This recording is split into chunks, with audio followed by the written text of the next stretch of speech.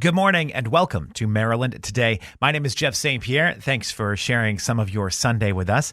I'm excited for this conversation because I always love an opportunity to catch up with my friend Mary Hastler. She's the CEO of the Harford County Public Library. There's always so much going on with the library, and Mary's got some great things to catch us up on. Mary, just so great to talk to you again. It's great to be here with you, and it's always exciting to talk about the library and all the things that are happening in the library world. I have to say, I live in Baltimore City, so my library is the Pratt Free Library, and just a couple of weeks ago, I went there and I walked in, I reserved my books online, I walked in, I grabbed them, and I was just like, man, I just love going to the library. There's just something special about walking in there, seeing the hallways of books, people either working on the computers, there's kids in the play area and the kids zone with the book. It's just a wonderful place to be. Well, it's exciting news for them because I believe they just announced that they're one of the finalists for the National Library Award. So that's very exciting. The only other one in the state of Maryland that I'm aware of was Cecil County many years ago received the recognition. So it's always a good time in library world when somebody's receiving a national honor such as that. Love to see that. And right now we're getting into National Library Week. So tell me about that and how that impacts what you do in the Harford County Library. Well, in April, we always celebrate. Of course, let me start at the beginning. We always celebrate libraries year-round. Of course. But in April, for an entire week, we do a special emphasis for our patrons, for our customers, and for our library. So it does kick off on April 9th. And actually, this year, they're starting a little bit earlier on April 8th. And April 8th will be a significant day because it is a day that they're referring to as the Right to Read Day. And as you know, you've probably heard about banning of books and things like that that are happening nationally and in the state of Maryland. So they're kicking off with the Right to Read Day. And then the entire week has special events for National Library Worker Day. We have an Advocacy Day. We have Outreach Vehicle Day. And we spend the entire week celebrating what we do every single day of the year. So it's a very special time for us. I have to tell you, I was unaware of how much work went into becoming a librarian and becoming someone that worked in a library. And that's a very ignorant thing for me to say. But when I was a kid, I guess I just kind of always thought these were people that loved books, that loved helping people, and they would spend their day in the library assisting folks that needed help. But my wife actually investigated becoming a librarian, and there's a lot of work that goes into it. I had no idea, and I love the fact that there are people that really are that dedicated to the calling of working in libraries, and I think we need to celebrate the library workers that are out there. I love that you say that because it really is. It's a profession. It's a mission. And many of us who enter library world in the field, whether we're a librarian or we're a library associate or we work in one of our backstage areas, you have to have passion for it in order to succeed and to do well because it can be challenging. We tend to recruit and hire folks that are really intelligent and smart, who want to give back to their communities and really care about. They might love reading, but rarely do I get a chance to read a book while I'm at work. In fact, my night table's piled really high.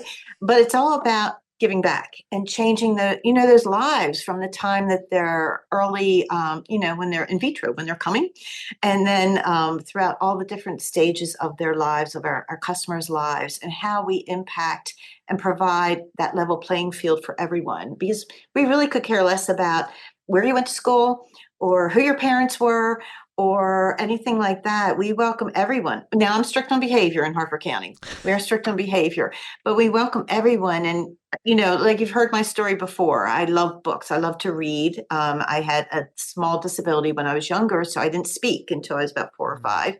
So reading was my escape. And my mom would read lots of Disney books, Pollyanna. But it opened up the world and helped my brain cells to develop. And when we can replicate that with all the children that are out there, or let's use seniors, for example, we know some of our seniors are lonely. It's just goes with that time of your life. So we're one of the few groups that welcomes everyone in. You can find yourself. And I always like to tell folks, you can see yourself at your public library. There is something for everyone. And the libraries often act like a community beacon, too. I even think back just a few years ago, chatting with you during the pandemic, and we were discussing how you upped your wireless internet to make sure it covered the parking lot so people could come in and they could still do the work they would normally do at the library, but do it from the parking lot, from the safety of their own cars. You really provide that service for folks in the community. There's just so many elements of libraries that go into it. And I love that you offer so many different things. I agree. And Jeff, we're always looking around the curve. What's coming down the pike that we can address, looking outside our walls to see what we can bring to our communities. And Harford's not unique. We're all doing it in the state of Maryland and beyond, because we know we have to keep it fresh, and we also have to be supporting our community.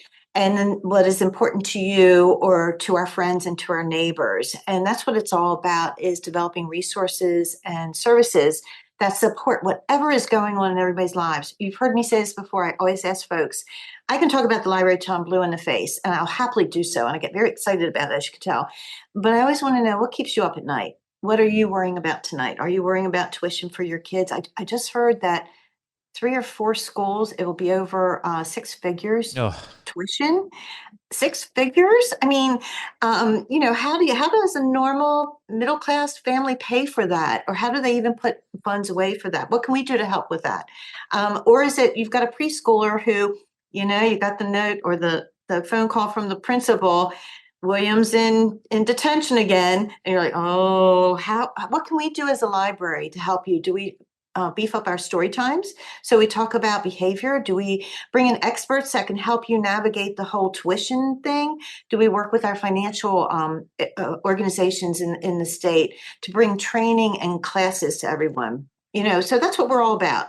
It's always whatever's happening out there, we want to be able to provide something that will support you and your family to navigate it.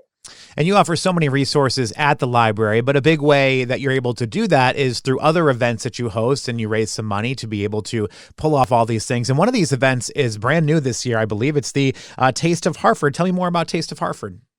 Well, we're very excited to bring this to Harford County. Amber Schroeds, our foundation director, is launching a new event. It is called the Taste of Harford. It is on Sunday, May 19th from 1 to 4 at Vinian Farms up in the Havre Grace area of the county.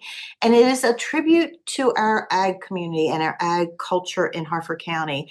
We have almost 50 restaurants that will be there. They'll be doing Taste of Harford. That's where the name comes from. We have a whole host of music. Live music is happening. We have art vendors. We have vendors that do crafts. We also are doing a farmer's market during those hours too. So it's an opportunity to support our local ag community. And when I talk about ag, I'm also including seafood in it too, and to provide an environment and an experience that is going to be very unique. And it's the first one that we have launched. So we're very excited about that. Tickets are on sale. It is at hcplonline.org, and they are $40, or you can get 2 for $75. It is family friendly. So you can bring the whole family. And I think it'll be a really nice way to celebrate our farming industry in Maryland. This is a regional event. We are calling it a Taste of Harford, but as you know, agricultural does support many of our local grocery stores. We're very happy that one of our partners, the sponsors, is Klein's ShopRite.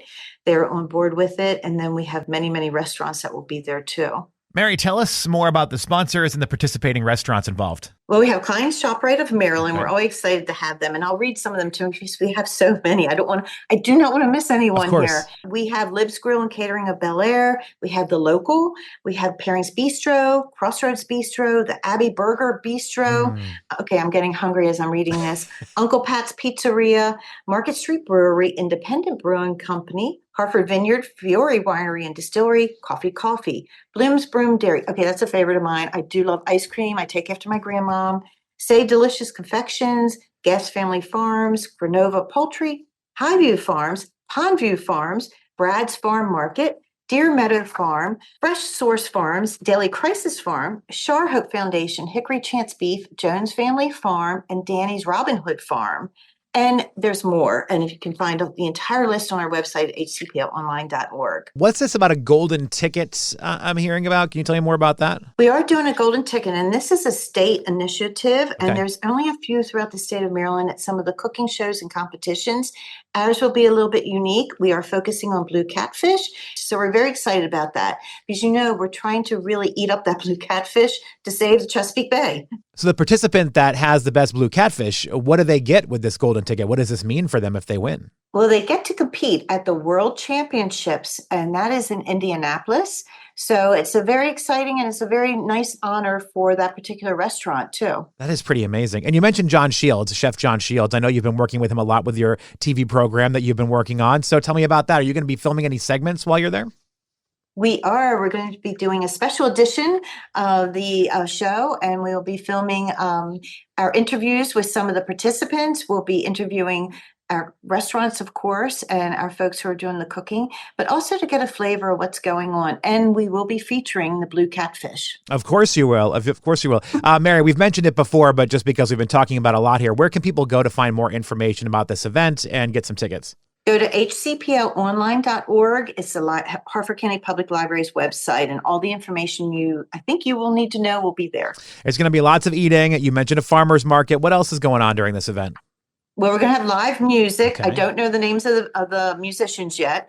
I believe they're still in process, Okay. but we're going to have live music. We're going to have authors there, and we'll have also artists there too. So it will be a very fun day for the entire family. I know events like this do help raise money for different things, and I'm assuming a lot of this money is going right to the Harford County Public Library, but where is the money going that gets raised? All the proceeds will go directly back to Harford County Public Library for our outreach efforts, for our branches, for all the things that we provide to our customers. And that's a really nice thing about activities that we're doing.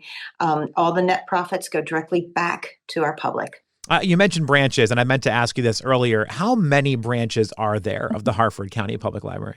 We have 11 branches throughout Harford County. We have one headquarters, and we have about, I think, 6 outreach vehicles at the moment, too. We're getting ready to launch our newest traveling library fleet. So, we are expanding and growing. I love that you have a fleet, because Harford County, it does have people that sort of live off the beaten path up there. And I love that you have a fleet that's able to get into some of these areas that maybe don't have access as easily to a public library. That is true. Public transportation is always a problem, especially in Harford County, because we are semi-rural. So anytime that we can take our library out to our customers, it's a good thing. So we do have our still traditional rolling reader and silver reader. There are full-size, what people refer to as the bookmobiles. We always call them cybermobiles because they have technology on them. And then we have our nimble fleet. They are smaller vans that we actually go to ball fields, we go to festivals, we go to fairs, and we refer to them as our pop-up. Well, Taste of Harford is coming up on May 19th. Again, you can find details at the website hcplonline.org. But before we know it, summer's going to be here, and I know you've always got some great things planned for the kids and for the families for summertime. Tell us more about that. Well, we do have our summer reading challenges coming up soon, and it is going to be an amazing year. The theme this year is Adventure Begins at Your Library, and we really do believe that. And it kicks off on Saturday, June 1st, and ends on Saturday, August 17th. Now, we are having a big summer reading kickoff, and that will be on Monday, June 17th, and that will be at the Bel Air Library in the morning and at the Harvard Degrees Library in the afternoon. And that's a big celebration. We wanted to make fun for all our readers, whether you're just born, or all the way up through adults. Adults may participate. Sorry, adults, you don't get the prizes though, but you can have bragging rights if you want when you go to your book clubs discussions. There's incentives when you register. There's incentives when you complete the program. And we have a long host of performers that will be visiting Harford County this summer too. So we're always excited about it. And again, information can be found where, Mary? That will be at hcplonline.org, and that should be available very soon. Always great stuff going on at the Harford County Public Library. Mary, I lived in my library in the summertime. I was a very competitive child, and I had to read every book. I wanted to win all of the competitions. The amount of free pizza coupons I got over the years at my local library, I can't even count them because I was always there. But I love that you do that. I love that you provide that service, and I love the events you put on, much like this one that we have coming up here, the Taste of Harford on May 19th. Just always so many great things. Mary, thank you for your time, and thanks for doing what you do. And thank you for supporting us. And I believe we're going to be sending you an invitation to be our celebrity host for the Literary Spelling Bee in nice. July or August for the Farm Fair. One of my favorite times of year. I look forward to it every year. Thank you.